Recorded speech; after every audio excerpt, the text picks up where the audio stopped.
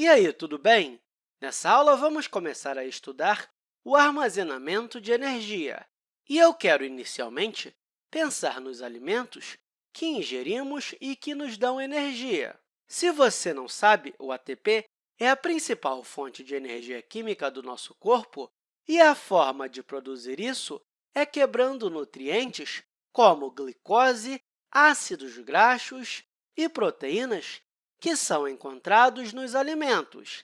Mas, se não comemos o tempo todo, como o nosso corpo produz um fluxo constante de ATP? A resposta é que ele armazena combustível, ou seja, energia de modo que não dependamos de um refluxo imediato de nutrientes logo após uma refeição. E nesse vídeo, vamos falar de 3 tipos de armazenamento que o nosso corpo é capaz de fazer.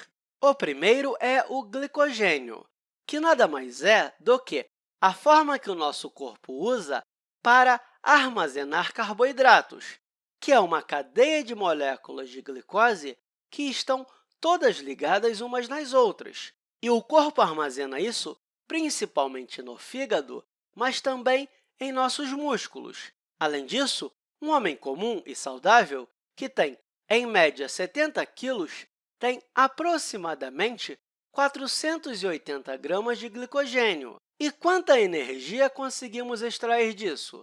Por volta de 4 quilocalorias por grama de glicogênio. Esse cacau aqui é uma unidade de medida. Geralmente, você consegue vê-lo em rótulos de alimentos que consome. E só para você ter uma ideia, a ingestão média recomendada para os seres humanos é algo em torno de 2.000 quilocalorias por dia. Na verdade, o número exato também depende de quantos anos você tem, do sexo, de quão ativo você está e coisas do tipo. Pode ser um número maior ou menor do que esse. Um segundo tipo de armazenamento que o nosso corpo faz é de proteínas. Elas são longas cadeias de aminoácidos, e a maior parte das proteínas do nosso corpo está nos músculos. Normalmente, um homem de 70 quilos tem 6.000 gramas desse tipo de substância e que dá, em média, 4 cacau de energia por grama de proteína. O terceiro tipo de combustível que o nosso corpo armazena é a gordura. Elas são armazenadas em um tecido especializado chamado de tecido adiposo.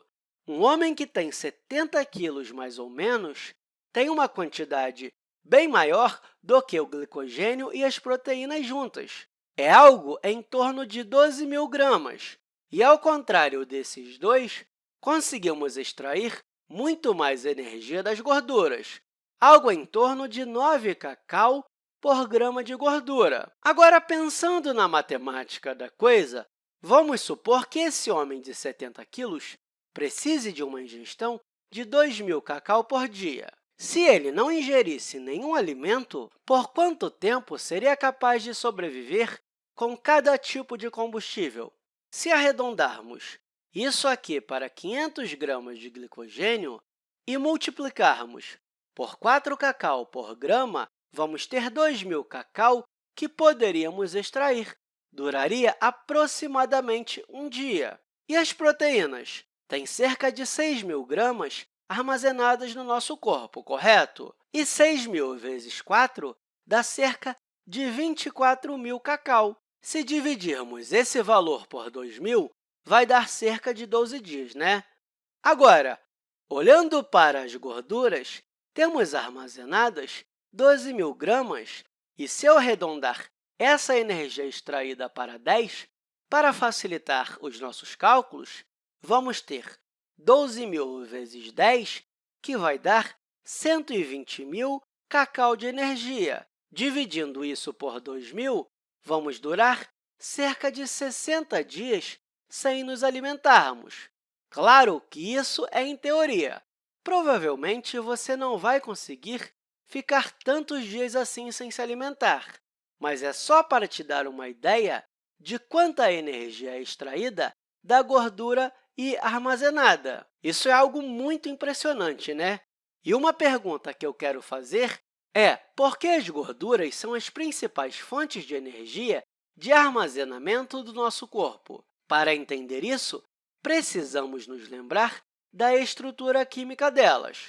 Eu coloquei aqui a estrutura de um triacilglicerídeo, que, basicamente, é outro nome para as gorduras. A gordura é um termo do cotidiano apenas. E se você não se lembra ou não sabe, essa estrutura faz muito sentido, porque, se olharmos para o nome, esse triacil se refere a esses três grupos acilo, ou seja, essas cadeias laterais. O que isso significa? Um acil é uma referência para um tipo de grupo funcional em química orgânica. Se você nunca viu esse assunto, eu sugiro que você dê uma olhada nas aulas da Khan Academy a respeito disso. Mas, basicamente, tem grupos hidroxila, grupos fosfato e, nesse caso, um acil é qualquer coisa que tenha uma ligação dupla de carbono, oxigênio ligado a uma longa cadeia de carbonos e hidrogênios. A cadeia não precisa ser tão longa, na verdade, apenas ser algum tipo de grupo funcional orgânico. Aqui tem três que eu desenhei aleatoriamente.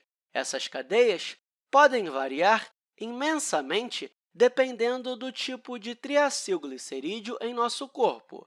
Além disso, se as ligações entre carbonos forem simples, chamamos de saturados, e se forem ligações duplas, insaturados. Já o glicerídeo se refere à espinha dorsal dessa molécula, essa parte aqui, e cada uma está ligada a um grupo acil através dessas ligações de éster. Basicamente, essa é uma molécula de gordura.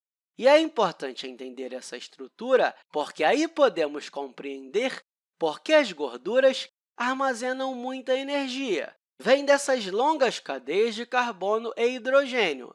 Elas têm muita energia porque têm muitos elétrons armazenados nessas ligações. E se temos uma molécula orgânica reduzida como essa, somos capazes de extrair muita energia oxidando-a em etapas subsequentes.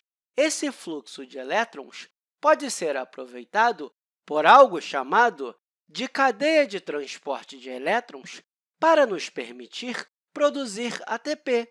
Então, uma informação importante do triacilglicerídeo é que é uma molécula rica em energia.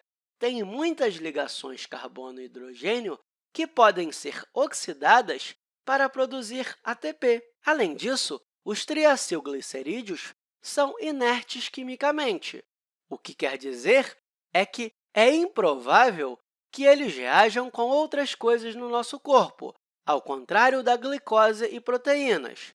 Tem muitos grupos funcionais polares, como a hidroxila, que podem reagir com muitas coisas no ambiente aquoso do nosso corpo. Já as gorduras não são solúveis em água e têm essas cadeias que não são muito reativas. É por isso que é uma ótima forma de armazenar energia.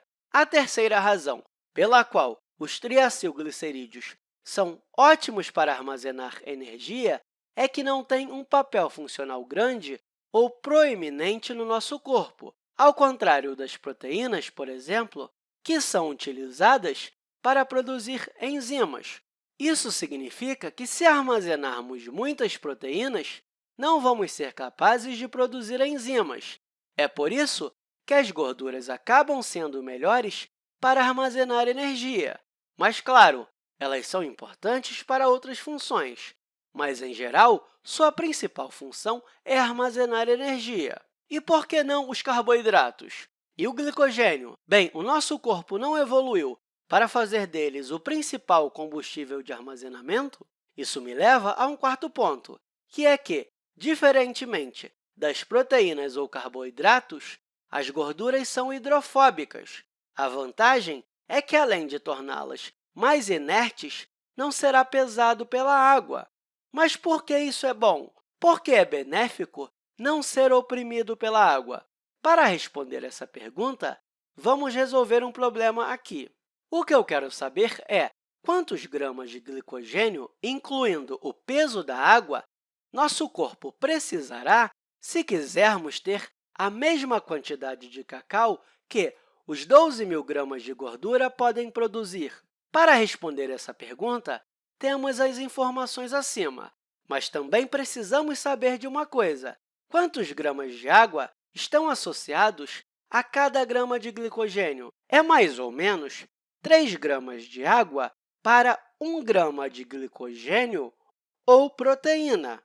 E também precisamos saber quantas quilocalorias 12.000 gramas de gordura podem produzir. Para isso, temos que multiplicar 12.000 gramas de gordura por 10 cacau por 1 grama. Lembrando que arredondamos para 10 o 9 lá de cima para facilitar as nossas contas. Isso vai dar 120.000 quilocalorias.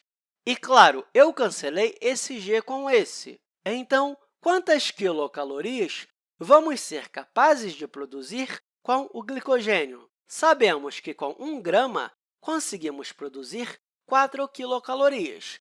Isso sem levar em consideração o peso da água. Sabemos que 3 gramas de água têm 1 grama de glicogênio. Agora sim, podemos resolver. Eu vou cancelar esse g com esse aqui, esse cacau com esse, e com isso vamos ficar com 120.000 dividido por 4, que vai ser 30.000, e ainda temos que multiplicar por 3, que vai dar 90.000 gramas de glicogênio para ter a mesma quantidade de energia que os 12.000 gramas de gordura. Há uma diferença de quase 8 vezes de peso que o nosso corpo teria que carregar, o que não é prático. Isso porque estamos falando de um homem de 70 quilos, e aqui tem 90.000 gramas de glicogênio, que equivalem a 90 quilos, ou seja, mais de 100% da massa dele. É por isso que as gorduras são as moléculas que melhor dão armazenamento de energia para o nosso corpo. Enfim, eu espero que essa aula tenha te ajudado e até a próxima!